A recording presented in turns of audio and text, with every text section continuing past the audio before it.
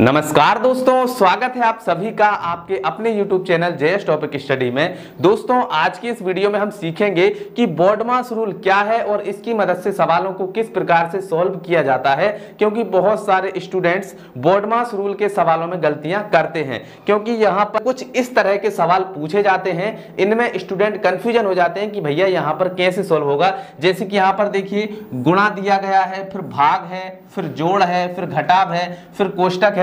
तो यहां पर कंफ्यूजन ये होता है कि भैया पहले हमें भाग करना है या गुणा करना है, या पहले हमें जोड़ करना है या कोष्टक करना है। अगर आप इनके क्रम में जरा सी भी गलती करेंगे तो आपका पूरा का पूरा सवाल गलत हो जाएगा। तो इसी के लिए हम सीखेंगे कि BODMAS रूल क्या है और BODMAS रूल को यहां पर कैसे अप्लाई करते हैं ताकि हमारा सवाल गलत ना हो। ठीक है, तो सबसे पहले समझते हैं कि BODMAS रूल क्या है, फिर इसके बाद हम सवालों को सॉल्व करेंगे। ठीक है, तो यहां पर देखिए BODMAS, ये क्या है? BODMAS। अब यहां पर ये किसी साइंटिस्ट का नाम नहीं है। यहां पर क्या है भैया, B का एक अलग मतलब है, O का एक अलग मतलब है, D का एक अलग मतलब है, M का अलग मतलब है, A का अलग मतलब है और S का अलग मतलब है। इनके अर्थ को समझते हैं, फिर इसके बाद में हम सवालों की ओर बढ़ेंगे। ठीक है, B का मतलब होता है ब्रैकेट, यानी कि अगर कोई ब्रैकेट के अंदर संख्या है तो हम पहले नंबर पर ब्रैकेट को सॉल्व करेंगे।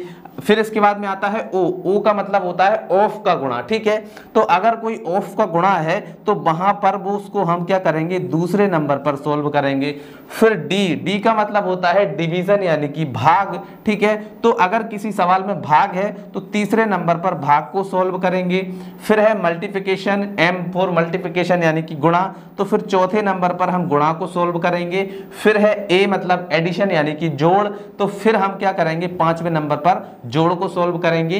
फिर आता है S मतलब कि सब्ट्रैक्शन यानी कि घटाव, तो छठवें नंबर पर हम घटाव करेंगे। तो ये तो हो गया हमारा BODMAS रूल। इसी क्रम में हमें क्या करना होता है, चिन्हों को अप्लाई करना होता है। ठीक है, तो ये तो हमारा BODMAS का रूल हो गया। यहां पर आपको ज्यादा ध्यान देने की जरूरत नहीं है। अब हम चलते हैं सवाल की ओर। तो यहां पर आपको समझना है, तब आपको अच्छे से समझ में आएगा। ठीक है, जैसे कि हमारा पहला सवाल है, तो इसमें देखिए भाग है, फिर गुणा है, फिर से गुणा है और फिर जोड़ है। ठीक है, तो यहां पर मैं आपको एक क्रम बताता हूं, उसी क्रम में आपको सवालों को क्या करना है, सॉल्व करना है। ठीक है, तो जैसे कि सवाल में अगर कोई ब्रैकेट है, कोई कोष्टक है, तो पहले नंबर पर कोष्टक सॉल्व होगा। ठीक है, फिर आता है दूसरे नंबर पर हमें भाग को सॉल्व करना है, तीसरे नंबर पर हमें गुणा को सॉल्व करना है, चौथे नंबर पर हमें यहाँ पर जोड़ को सॉल्व करना है और पांचवें नंबर पर हमको घटाव को सॉल्व करना है। इस क्रम में हमें इन सवालों को सॉल्व करना है। ठीक है, तो चलिए हमारा जो पहला सवाल है इसको हल करते हैं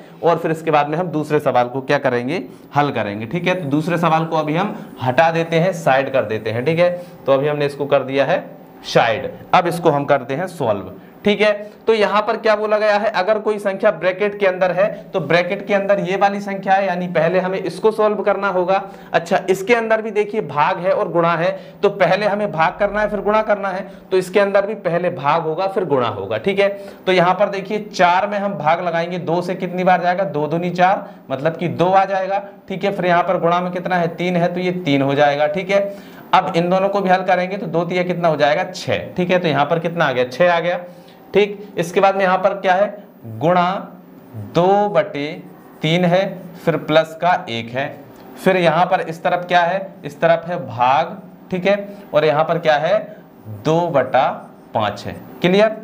चलिए, तो यहां पर आप समझ गए, 2/5 भाग 6 गुणा 2/3 प्लस 1। ठीक, तो ये हमारा सवाल जो है, यहां पर कोष्टक को हमने सॉल्व कर लिया है। अब आते हैं हम इन दोनों के बीच में, भाग है इन दोनों के बीच में। ठीक है, तो अब हमें क्या करना होगा, भाग को सॉल्व करना होगा।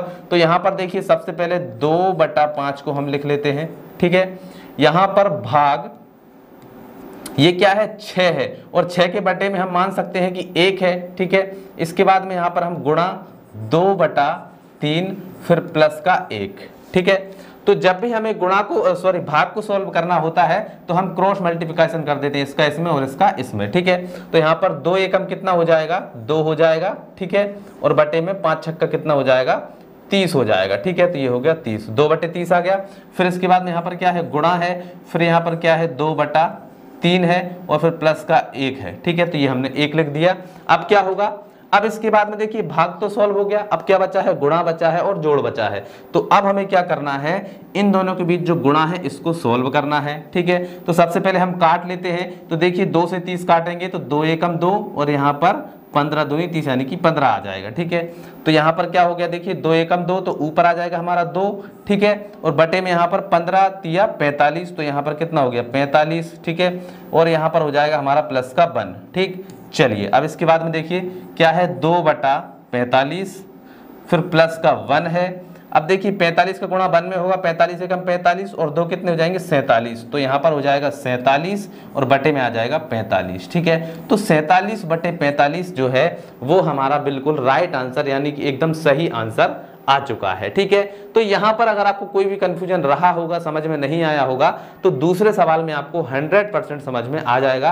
तो चलिए अब हम हमारे जो दूसरा सवाल है इसको अब हम क्या करते हैं, सॉल्व कर लेते हैं। ठीक है, तो इसको ऊपर सरका लेते हैं और आते हैं हमारे दूसरे सवाल पर। ठीक, तो ये है हमारा दूसरा सवाल। तो आपको पता है कि भैया सबसे पहले हम कोष्टक को सॉल्व करेंगे, फिर इसके बाद में हम भाग को सॉल्व करेंगे दूसरे नंबर पर, फिर हम गुणा को सॉल्व करेंगे तीसरे नंबर पर, फिर जोड़ को सॉल्व करेंगे चौथे नंबर पर, फिर घटाव को सॉल्व करेंगे 5वें नंबर पर। ठीक है, तो देखिए सबसे पहले यहाँ पर कोष्टक है, तो कोष्टक यहाँ पर है, तो सबसे पहले कोष्टक को हल कर लेते हैं। ये वाला जो कोष्टक है इसको सॉल्व करेंगे तो 7 और 4 कितने हो जाएंगे 11, तो यहाँ पर आ जाएगा 11।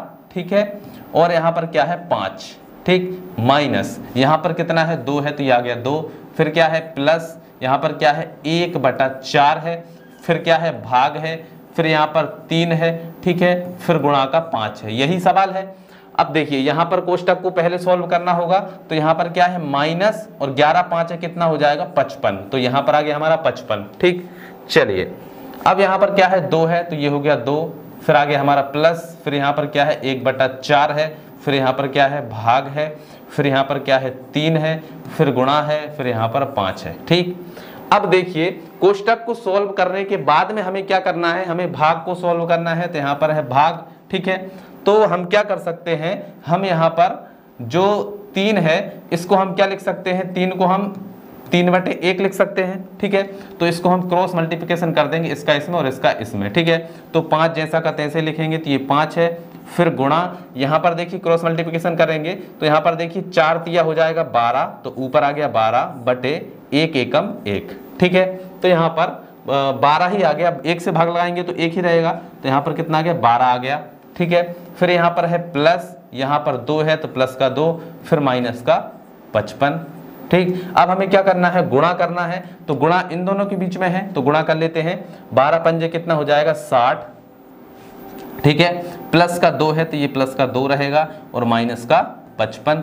अब जोड़ कर लेते हैं, तो 60 और 2 कितने हो जाएंगे 62। ठीक है, और माइनस का कितना हो जाएगा 55। ठीक है, 62 माइनस 55 करेंगे तो क्या हो जाएगा, 62 माइनस 55 करेंगे तो क्या हो जाएगा, देखिए 12 में से 5 जाएंगे तो 7 बचेगा।